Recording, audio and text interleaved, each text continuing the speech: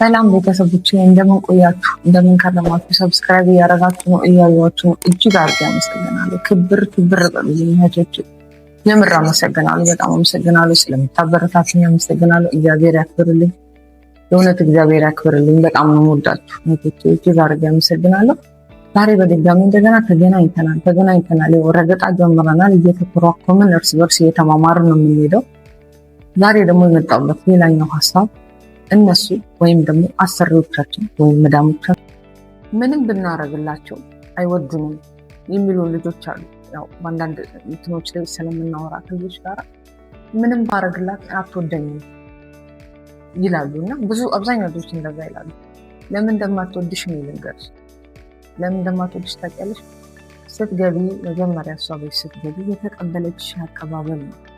አንዳንዶቹ ምንም ብታረጉላቸው ደስተኛ የማይሆኑ ሰዎች የራሳቸው ተጽዕኖ አለባቸው።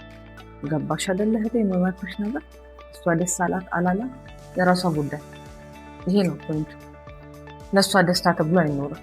እኛ ደስታችን ስራችን ላይ ነው። የአንቺ ደስታ ስራሽ ላይ።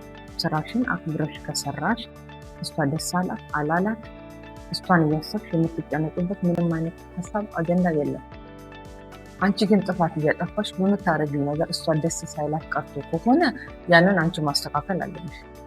ግን አንቺ ሙሉ ለሙሉ ስራሽን አክብረሽ የምትሰሪ ከሆነ ስልክ ላይ ተቀምጠሽ የማታይሽ ከሆነ ምንም አይነት ነገር በራስሽ ራስሽን ስትመዝኝ እኔ ትክክል እየሰራው ነው ብለሽ የምታምኚ ከሆነ ወይም ደግሞ ያልሰራሽውን የሰራሽውን ነገር ያጸዳሽውን ነገር ደጋግመሽ ታጥቢ የምትልሽ ከሆነ ራስሽን መጠየቅ አለብሽ። ለምንድን ነው ደጋግመሽ ታጥቢ የምትለኝ አጥቼ ብለሽ ስትይ እሷ የምታይበት አንግል ሌላ ከሆነ እሷን ለማስደሰት ማጽዳት ካለብሽ ወይም እንድትነግርሽ እንዴት ማድረግ እንዳለብሽ ደፈር ብለሽ መብትሽን መጠየቅ ነው።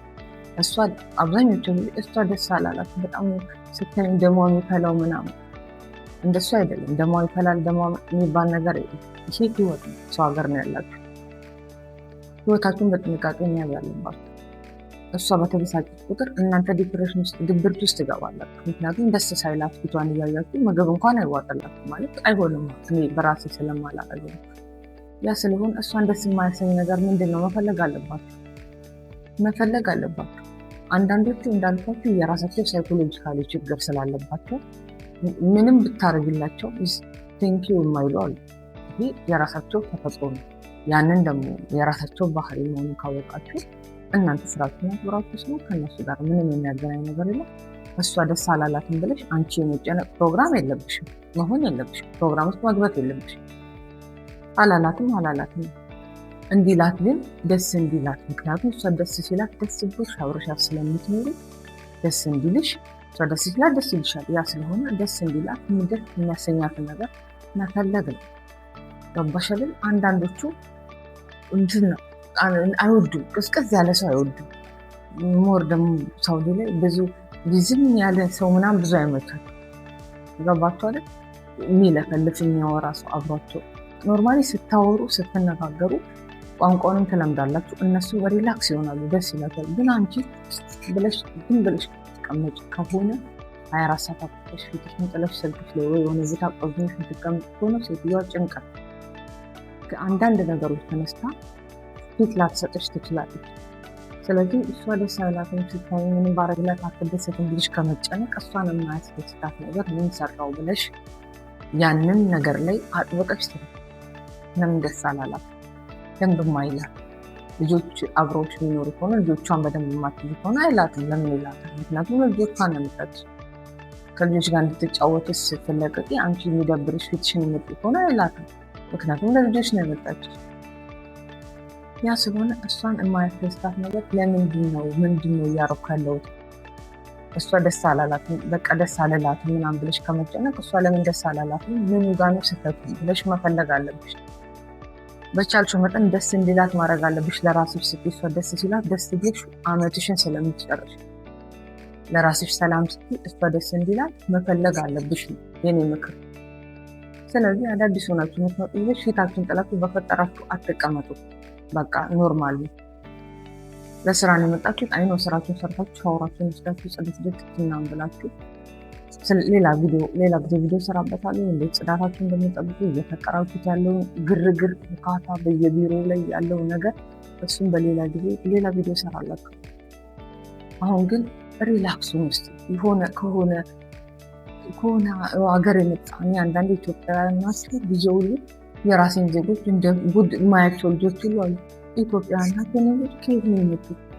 እንደ ወረዳችሁ የምትቀመጡት ከሆነ ክፍለ ሀገርም ነው እኮ በባስ ተሳፍራችሁም ብቻ በሆነ ታክሲም ትራንስፖርት ከፍላችሁ ከዛ መሀል አዲስ አበባ ረግጣችሁ ነው። ኤርፖርት አዲስ አበባ መሀል ነው ያለው። የክፍለ ሀገር እንኳን ልጆች ብትሆኑ ይህን ሁሉ መንገድ አቋርጣችሁ የመጣችሁ ሰዎች ከየትኛው ኢትዮጵያ ነው የመጡት?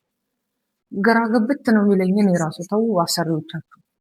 አብዛኛው ቤት እንዲህ ችግር ምናምን ይፈጠራል ሲጋጩ ምናምን እና በዙሪያ ያሉ ሰዎች እስኪያዋራቸው ምናምን ይሉኛል ቋንቋውን ስለማወራ ግርም ይለኛል። ከየትኛው ኢትዮጵያ ነው የመጡት እነዚህ ሰዎች? ኢትዮጵያ እናቱ ግን ብዬ ሁሉ ደጋግሞ የሚጠይቃቸው ሰዎች አሉ። ስለዚህ የእናንተ ኢትዮጵያና የሌሎች ሰዎች ኢትዮጵያ ይለያያል። ለመብሰል ሞክሩ። ስለዚህ ሴትዮዋ ደስ አይላትም። በጣም ብዙ ነገር ደስ እንዳይላት የምታረጉት ነገር ስላለ ነው ደስ የማይላት። ደስ አላላትም ብለሽ ከመቆዘም ደስ አላላትም እኮ እያላችሁ እሷ ሌላ የኦንላይን ላይ ግሩፕ ፈጥራችሁ ደስ አይላትም ደስ ይላታል አይነት ወሬ ከማውራት ቤት ውስጥ የምትኖሪ ከእሷ ጋር ነው። ኦንላይን ላይ ካሉ ሰዎች ጋር አትኖሪ። ለምንድነው ደስ ያላላት? እዛው ጋር ራስሽ ጥያቄ ጥቅሽ መልስ መልሽ። እሷን ደስ እንዲላት አንቺ ደስታዋን የምታገኙበትን መንገድ ፈልጊ። ምን ስለምታደርጊ ነው ደስ የማይላት? ያንን ለማስተካከል ሞክሩ ነው ሌላችሁ የመጣው። በዛ ላይ ሲቀጥል ፊታችሁን ጥላችሁ አትቀመጡ። በቃ ደግሜ እናገራለሁ። አሁን ሪላክሱን በቃ ዘና በሉ እስኪ ዘና በሉ። በቃ ስራ ነው እኮ ስራ ዘና ተብሎ ነው የሚሰራው። ዘና ብላችሁ ሲሉ ስራችሁን ሲጠጡ ቁርሳችሁን ብልት ምናምን ስትጠሩ አቤት ነአም ምናምን እያላችሁ እግራችሁን እንደ ተቆረጠ ሰው እየጎተታችሁ የምትሄዱ ልጆች ስትጠሩ ጉትት በጣም ኪድ ናችሁ። አንዳንድ ልጆች ናችሁ ግን በጣም ትንሽ ናችሁ። በድን ስትጠሩ ከወንበራችሁ ለመነሳት 1 ሰዓት ሙሉ የምትፈጁ ልጆች አላችሁ። ቀልጠፍ ለምን አትሉ? ጉትት አትበሉ ነው አትበሉ። ንቅት በሉ ንቅት። በቃ ምንድነው እንደዚህ መፋዘዝ?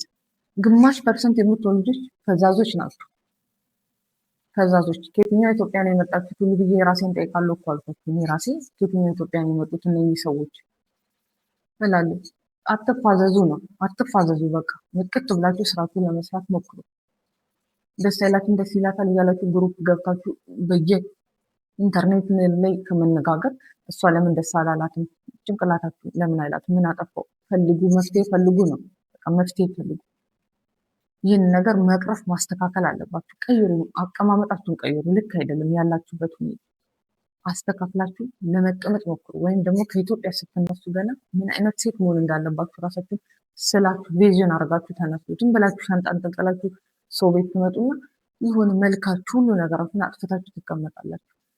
ያ አይደለም ህይወት። መኖር አለባችሁ ተቀላቅላችሁ ከነሱ ጋር እንደ ቤተሰብ። ደስ የማይላትን ነገር መቁረጥ አለብሽ፣ ማስተካከል አለብሽ። መሆን ያለብሽ ሆነሽ በእሷን ደስ እንዲላት ማድረግ አለብሽ። ለአንቺ ደስታ ስትይ፣ ለራስሽ ሰላም ስትይ። የዛሬ ምክር ይሄ ነው። አስጠንቅቄ ነው መነግራችሁ። ራሳችሁን አስተካክሉ። በተለይ ዝም ብላችሁ እግራችሁን የጎተታችሁ የምትራመዱ ስትጠሩ አቤት ነአም ቀልጠፍ ብላችሁ እንደ 50 እና 60 ዓመት አሮጌት ከወንበር ለመነሳት የምታቃስቱ ልጆች አላችሁ። ንቅት ብላችሁ ስራችሁን ስሩ። በእናንተ ምክንያት ፈዛዞች አበሾች በጣም ነው የሚያማው። ሲደብር ቃሉ ራሱ የምር ነው የምላችሁ። በአረብኛ በሌላችሁ ደስ ባለ የምር ራሳችሁን አስተካክሉ። በሌላ ቀጣይ ቪዲዮ ደግሞ እመጣለሁ እንደገና ተመልሼ እንነጋገራለን።